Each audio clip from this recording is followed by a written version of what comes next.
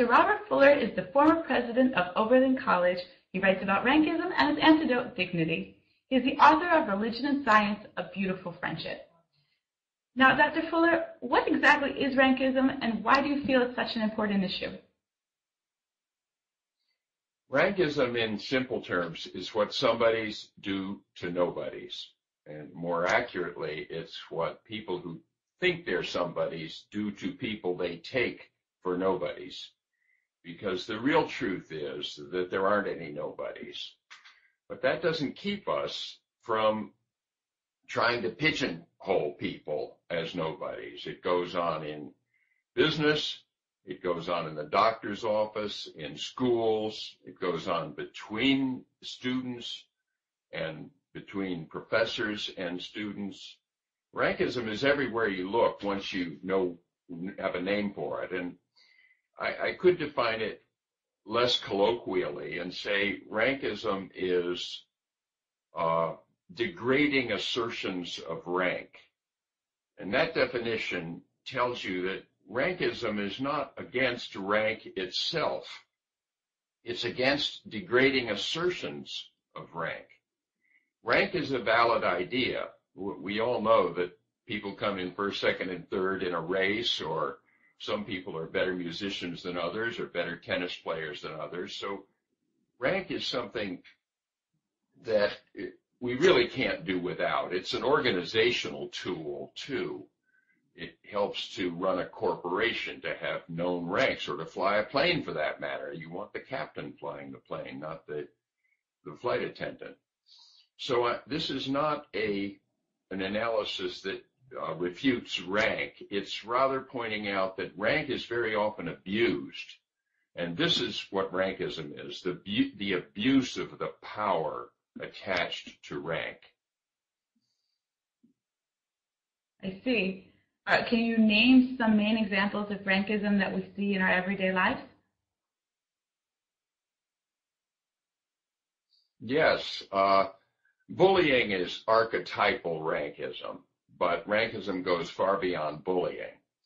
Rankism is the abuse of a rank that you hold rather than serving the people you're supposed to, or who you outrank. You actually self-aggrandize if you're guilty of rankism. For example, corporate leaders often arrange gigantic salaries for themselves. And this is self-aggrandizement rather than service to the shareholders or to the employees. Another form of rankism that's been much in the news in America has been abuse by religious figures, sexual abuse by religious figures who use their high spiritual rank to extort sexual favors from the people they're supposed to be ministering to. Other forms of rankism are human trafficking, corruption of any sort in business or in academia.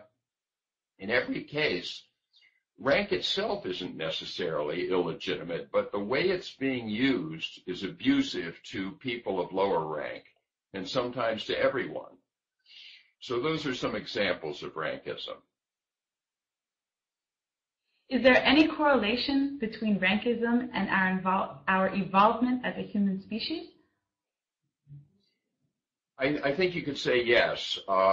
We are, for better and for worse, a predatory species. Homo sapiens now, for hundreds of thousands of years, has been a predatory species, and it's nothing to be ashamed of. Lions are a predatory species too, and so are wolves, so are spiders, and so are Homo sapiens. And predation is always visited upon the weak. It's an opportunistic strategy for picking on the weak so you don't get injured while you're preying on them. Well, that strategy has been paramount in human affairs for hundreds of thousands of years, but just now, by a miracle, by a coincidence, you might say, it's outlived its usefulness. The predatory strategy is failing human beings, and another more powerful strategy is surfacing. And I call it the dignitarian strategy, in which we do not abuse rank and thereby indignify other people and make them angry and indignify them in order that we may better prey on them. I mean, the ultimate indignification is to enslave someone. And we did that very happily up until the last century or so, and it's still not entirely eradicated here on Earth. But it's on its way out, as are many forms of rankism. It's been discovered they actually are counterproductive in schools.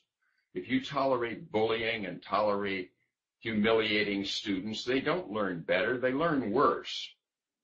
The same is true in the military. When you haze young recruits and you make them ashamed of themselves and miserable and hateful, they don't become better soldiers, they're worse soldiers. In a corporation where humiliation is the standard motivator, employees drag their feet. They steal pencils. They look for ways to sabotage the organization. If the employees are treated with dignity, on the other hand, a dignitarian strategy is adopted. The boss is not corrupt. The boss is not always enlarging his salary at the expense of other people. Then the corporation works as a team. Then it's more productive.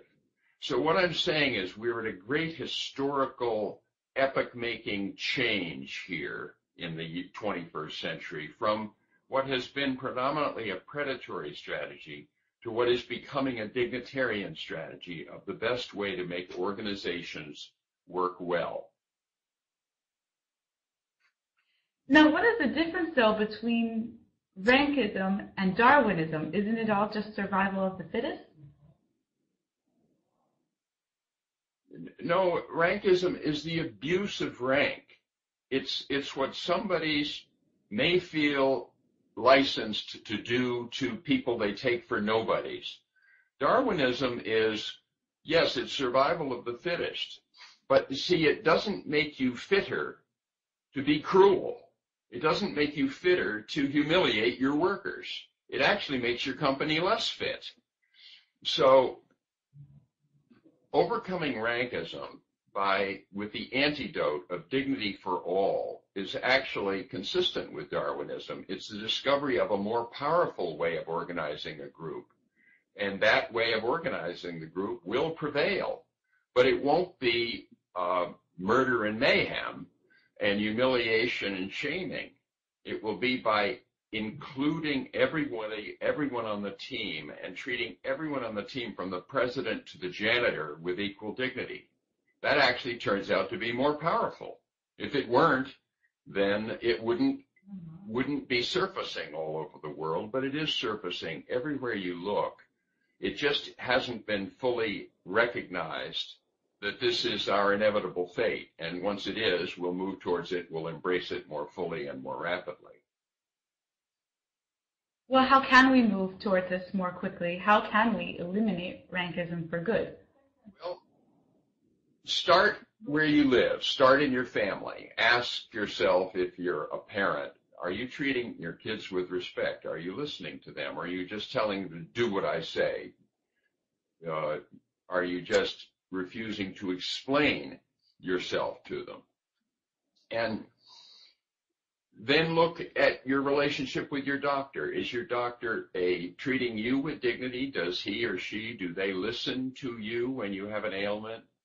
Do they take you into their confidence as a collaborator, as a partner in your own healing?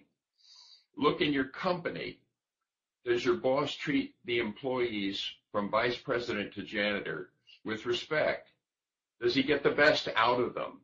Because once you ask that question, the boss is going to discover that he'll get more good work from his employees if he does respect their dignity.